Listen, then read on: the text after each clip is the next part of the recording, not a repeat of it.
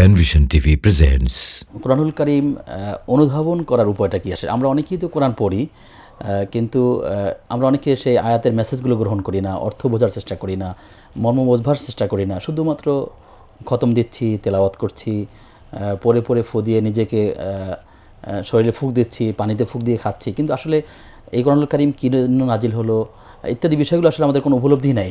আসলে এই ক্ষেত্রে আপনি কী বলবেন, কী করা উচিত আমাদের?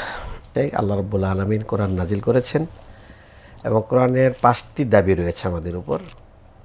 এই 5টি দাবির মধ্যে 3 নম্বর দাবি হলো কোরআন অনুধাবন করা, বুঝা। 1 নম্বর দাবি হলো কোরআন পড়া, 2 নম্বর দাবি হলো কোরআন সংরক্ষণ এবং হিফজ করা, 3 নম্বর দাবি হলো কোরআন বুঝা, 4 নম্বর দাবি হলো কোরআন অনুযায়ী আমল করা, 5 নম্বর দাবি হলো কোরআনকে জীবনে প্রতিষ্ঠিত করা এবং কোরআনের দাওয়াত দেওয়া এই সমাজে।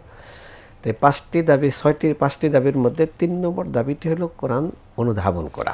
কোরআনের 5টি দাবি যেগুলোকে বলে হুকুক, হ্যাঁ, তো Hochul তেলাওয়া, Hochul ফাহাম, Hochul হিফজ, Hochul ফাহাম, Hochul আমল, হকুল দাওয়া। এই 5টি দাবির মধ্যে 3 নম্বর দাবি হলো কোরআনকে বুঝা, অনুধাবন করা। কোরআনের কারিমে আল্লাহ রাব্বুল আলামিন বুঝা এবং অনুধাবনের ব্যাপারে সূরা সাদের 29 নম্বর আয়াতে আল্লাহ বলতেছেন, কিতাবুন আনজালনাহু ইলাইকা মুবারাকুন লিয়াদ্দাব্বারু আয়াতিহি, আমি বরকতমণ্ডিত কিতাব নাজিল করেছি যাতে তোমরা তার আয়াত নিয়ে চিন্তা গবেষণা করতে পারো।